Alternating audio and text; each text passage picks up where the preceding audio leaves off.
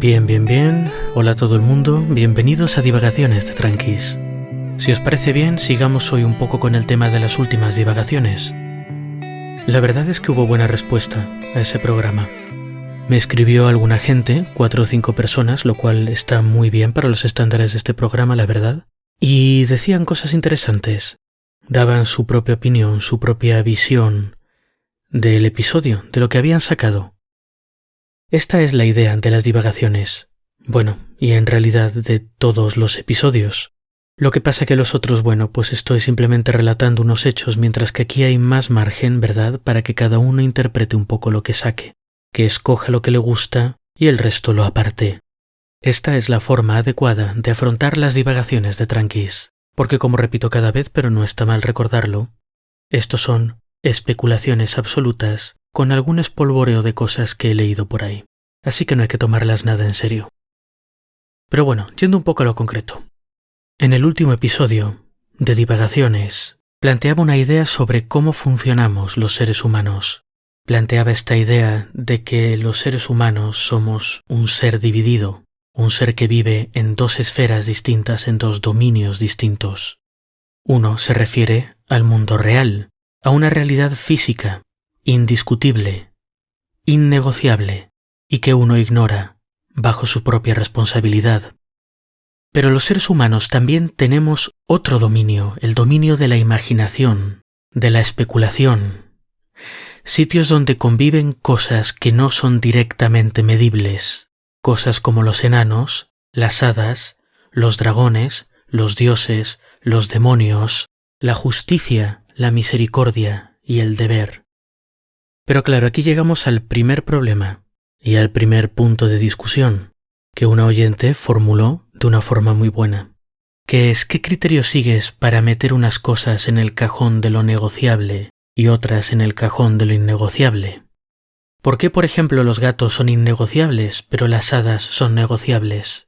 ¿Cómo sabes, en definitiva, que las hadas no existen? La respuesta, efectivamente, es que no lo sé. No puedo demostrar que las hadas no existen. Sí que puedo demostrar que los gatos existen. Te puedo enseñar uno. Hay un montón de vídeos y memes de gatos en internet. Hay un montón de gente que ha visto un gato y te cuenta cómo son, dónde están, te los describe con detalles, te los señala en plan, ahí hay un gato. Sin embargo, no hay tanta gente que haya visto hadas o que diga que ha visto hadas. No hay vídeos de hadas, yo no me cruzo con ninguna hada en mi día a día y las hadas no tienen ningún impacto en mi vida, mientras que me cruzo de forma habitual con gatos y un gato puede tener impacto en mi vida.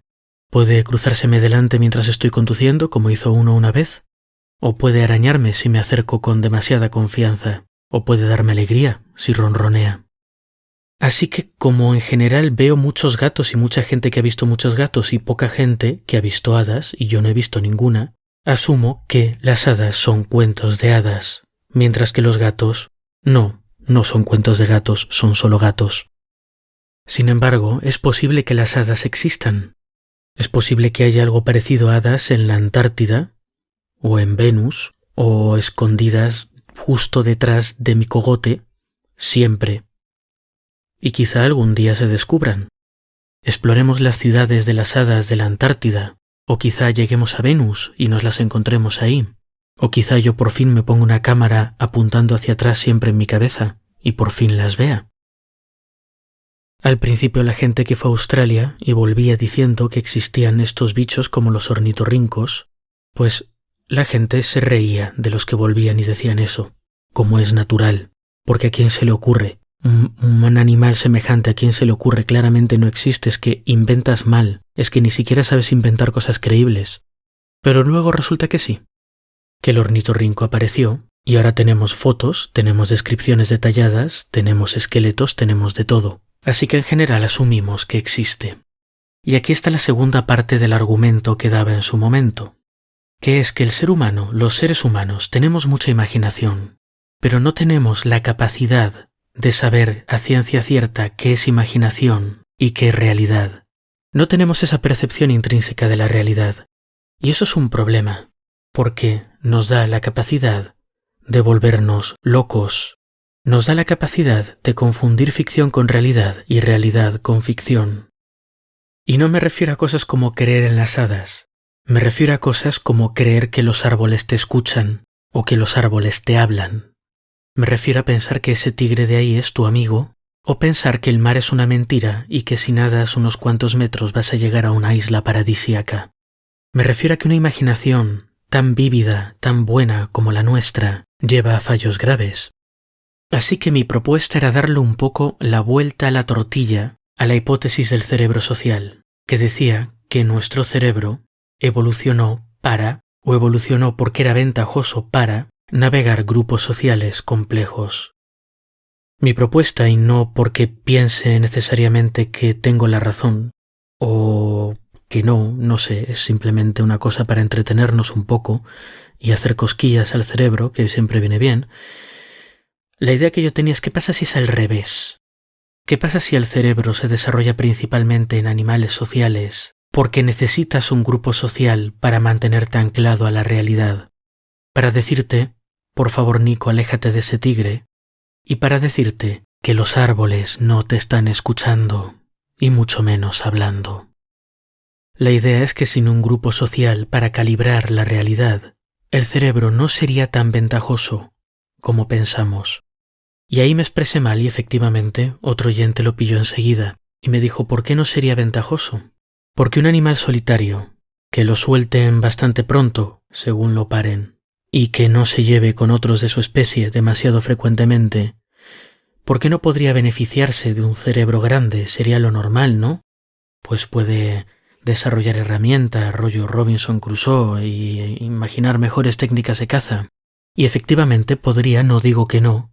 Mi idea es que un cerebro tan grande que permite hacer ese tipo de cosas lleva asociado un precio muy alto, que es el de poder perder el contacto con la realidad, y que a partir de cierta capacidad cerebral, este riesgo es lo suficientemente grande como para no merecer la pena.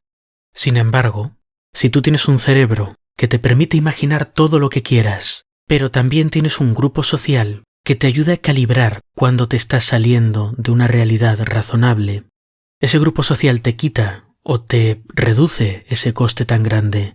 Disfrutas de todas las ventajas de tu cerebro y de todas las ventajas del cerebro de tus colegas y de tu familia, pero los inconvenientes no son tan graves. Y un cerebro es solo evolutivamente ventajoso cuando tienes un grupo grande, y esa capacidad del grupo de reducir el coste de la locura, por llamarlo de alguna forma, se hace mayor cuanto más complicada es la comunicación, por ejemplo. Entonces el resto es fácil de imaginar, ¿verdad? Tú estás en un grupo social, tienes ya cierta base de comunicación, te puedes permitir un cerebro más grande, y son todo ventajas. Con un cerebro más grande no solo aprendes a hacer más cosas, recoges más conocimiento, tienes más éxito, sino que además tienes la capacidad de comunicarte más y mejor. Si esa capacidad de comunicarse se va extendiendo en el grupo, de repente tienes un grupo que es mejor, es más efectivo a la hora de saber qué es verdad y qué no y decidirlo colectivamente. Así que el precio de la locura se reduce todavía más y tu cerebro puede crecer todavía más. Con lo cual puedes tener de nuevo comunicación más compleja y puedes tener un cerebro más grande. Y tienes este tipo de retroalimentación positiva que lleva a un mono cualquiera, a un gran primate, a tener un cerebro tan ridículamente gigantesco como el de los seres humanos. ¿Os parece esto un poquito dudoso, quizá? Bueno, pues sí, puede. Pero consideremos una cosa.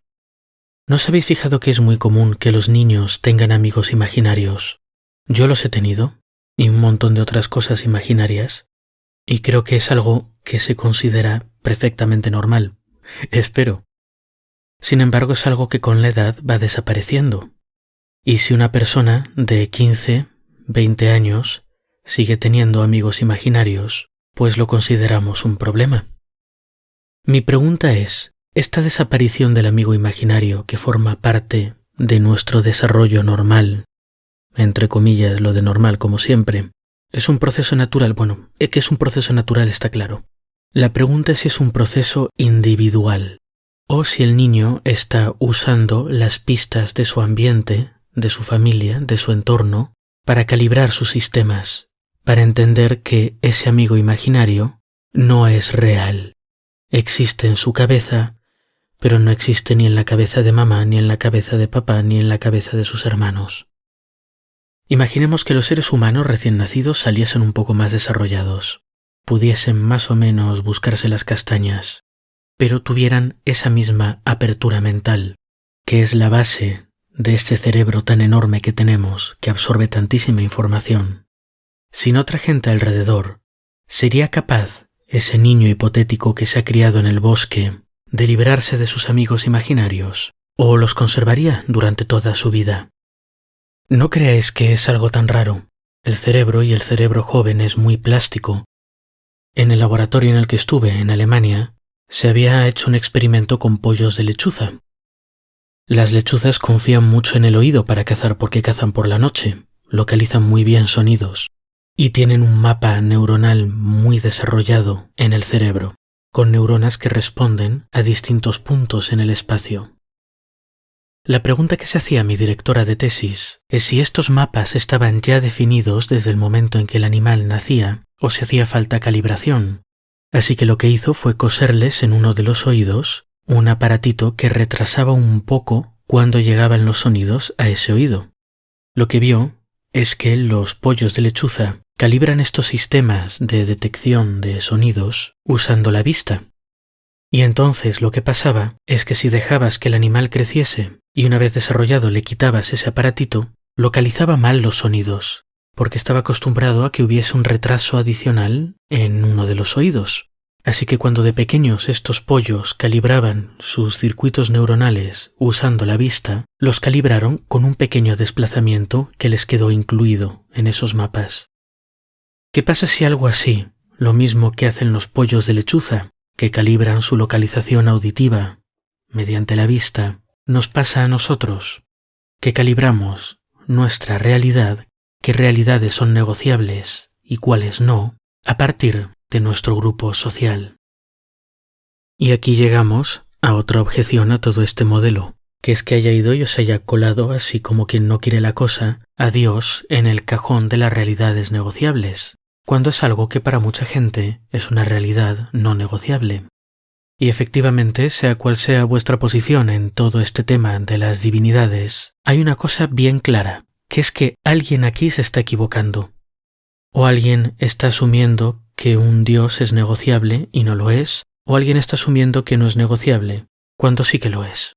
Y es que efectivamente, aunque la sociedad nos ayuda a tener una idea más cercana de lo que es la realidad no negociable, sigue sin ser una situación perfecta.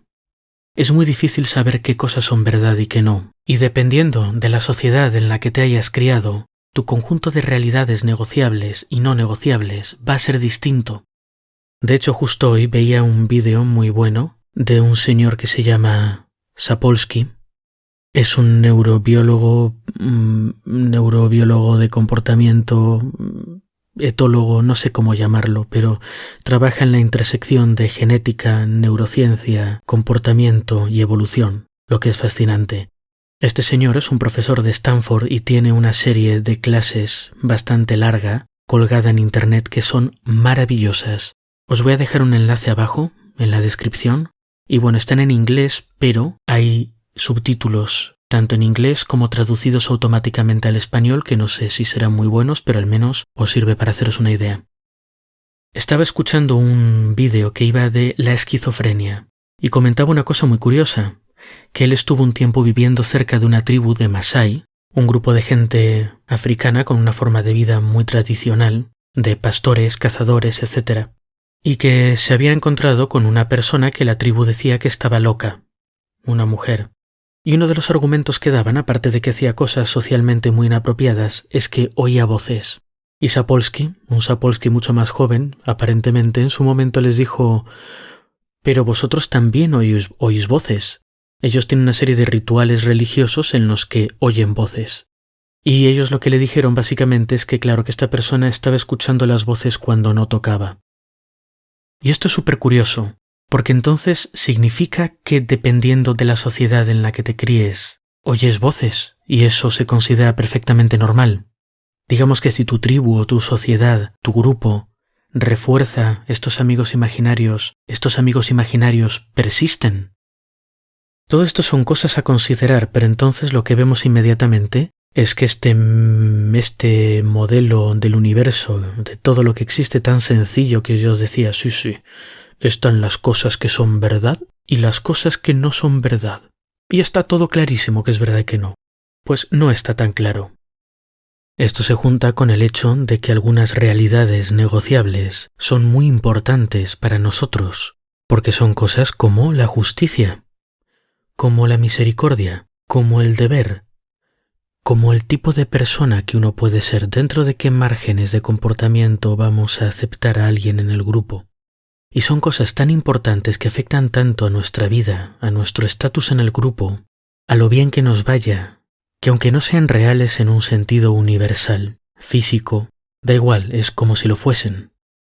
Pero quieras que no, este grupo, aunque no sea perfecto, piensa mejor que un individuo. Varios cerebros piensan mejor que uno. Y son capaces de ir elaborando sobre su realidad, descartando cosas que claramente son negociables y poco útiles, aceptando cosas que claramente son no negociables, y discutiendo mucho sobre cosas que quizás sean negociables, pero que claramente son importantes y que pueden ser más útiles para el grupo o menos. Y todo esto ocurre gracias a una de las principales características del ser humano, la comunicación. El cerebro del ser humano ha evolucionado en un ambiente en el que hay constante comunicación de unos con los otros. Hay debates, hay enseñanza, hay ganas de romper las reglas, hay ganas de mantener las que ya están. Hay indicaciones de qué cosas son peligrosas, qué no, qué cosas son útiles, qué no. Hay presentación de nuevas herramientas, yo qué sé.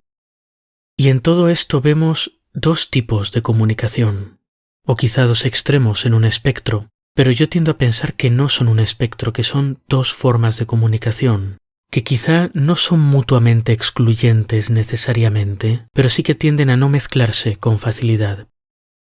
Tenemos por un lado la comunicación destinada a simplemente informar de lo que tú ves, informar de los datos que tú estás sacando, informar de realidades que tú piensas que no son negociables. Y tienes por otro lado la persuasión, la capacidad de intentar que el resto de la gente asimile tus realidades negociables, que estén de acuerdo contigo, que prime tu concepto de justicia o de deber. En un mundo perfecto tendríamos un grupo de simios pelados muy razonables, muy abiertos, muy honestos, que aplicasen el lenguaje correcto, las formas de comunicación correctas, a los dominios correctos. Usarían lenguaje descriptivo para decidir cuántos plátanos hay en un racimo y usarían un lenguaje persuasivo para decidir cómo se deben de repartir esos plátanos entre el grupo. Esto es algo quizá un poco idealista, esta forma de ver un pequeño grupo hablando perfectamente de forma abierta de oye, pues hay tantos plátanos y cómo es lo más justo repartirlos y quién tiene más deberes hacia la tribu y quién no. Y hasta cierto punto es así. Creo que una de las pistas claras de que somos animales absolutamente, inseparablemente sociales es la existencia de cosas como la vergüenza o la culpa. Hace unos años tuve la suerte de leer una serie fantástica de ciencia ficción que consiste en 2 libros que se llaman La estrella de Pandora y Judas desencadenado. En La estrella de Pandora aparece un alienígena que se llama a sí mismo Luz Mañana Montaña. Es una larga historia. Luz Mañana Montaña, vamos a llamarlo así. No tengo muy clara cuál es la traducción más adecuada. Es una especie alienígena desarrollada, pero que por cosas de la vida no tiene sociedades, tiene una única mente colmena, o tiene una única mente dominante y muchos cuerpos a los que domina. Su especie son seres muy efectivos, pero no son nada sociables y son completamente amorales. No sienten culpa, no sienten vergüenza, no sienten misericordia, no sienten el deber de si has hecho un trato mantenerlo. Tienen 0 capacidad de cooperación y toda su vida se basa en monopolizar más recursos. Nosotros no somos individuales, siempre funcionamos en grupos y la cohesión de nuestro grupo y nuestro estatus dentro de él son muy importantes para nosotros, son vitalmente importantes para nosotros. Un ser humano cuyo grupo se colapse o del que lo echen no va a durar demasiado, y por eso existen estos sentimientos como la culpa o la vergüenza. Son sentimientos muy desagradables, de la misma forma que el dolor es desagradable, pero son sentimientos útiles en la esfera social, de la misma forma en la que el dolor es útil en la esfera física. El dolor nos avisa de que hay algo malo, de que estamos heridos, de que hay algo que nos hace daño.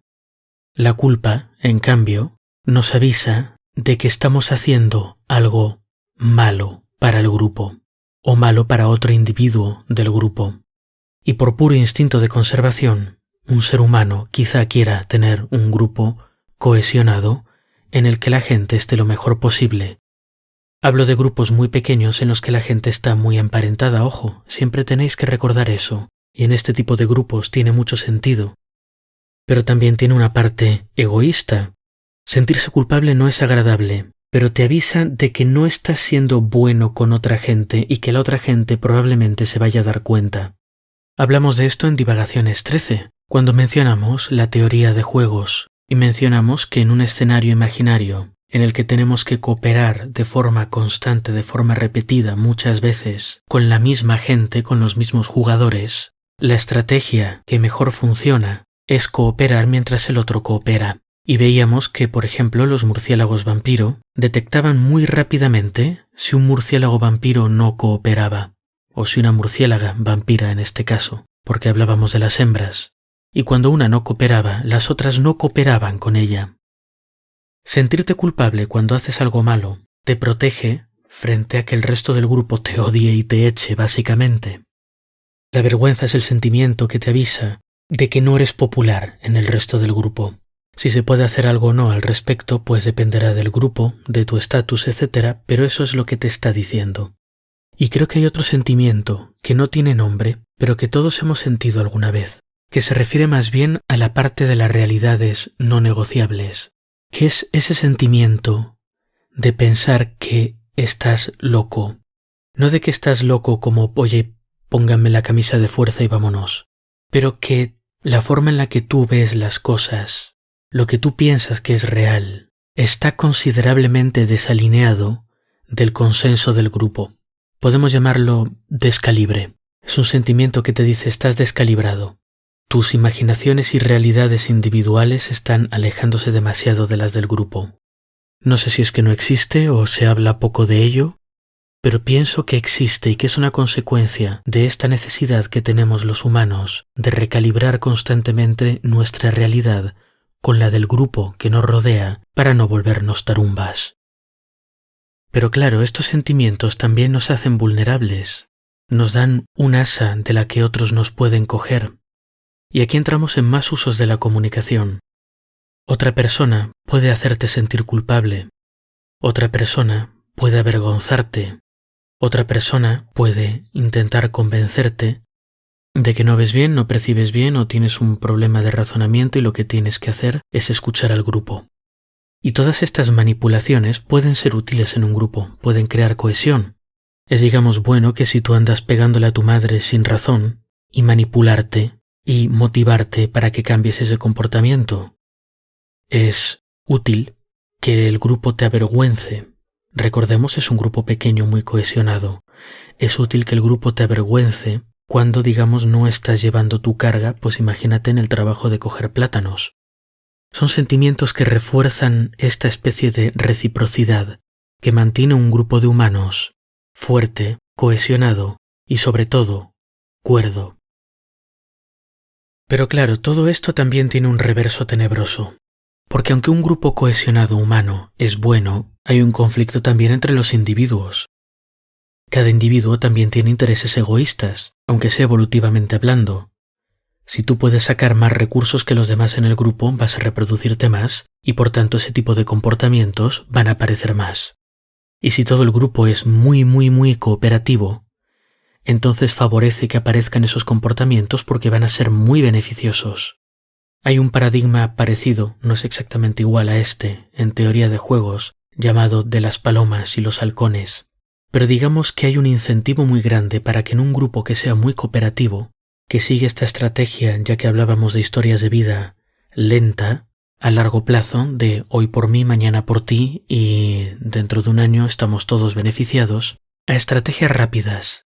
Voy a usar la comunicación no para mantener la cohesión grupal y una visión de la realidad coherente y útil. Voy a usarla para manipular. Voy a usarla para convencer a todo el mundo de que estas normas morales son muy buenas y hay que seguirlas y todo el mundo tiene que seguirlas, pero yo estoy exento. Un ejemplo muy sencillo, todo el mundo tiene que ceder parte de los plátanos que recoge al grupo, menos yo. Eso es muy útil. Cualquier individuo que sea capaz de convencer al resto de esto va a ser muy, muy, muy exitoso. Y aquí tenemos un problema de la moral, que es que la moral es más útil cuando todo el mundo sigue las reglas, menos tú.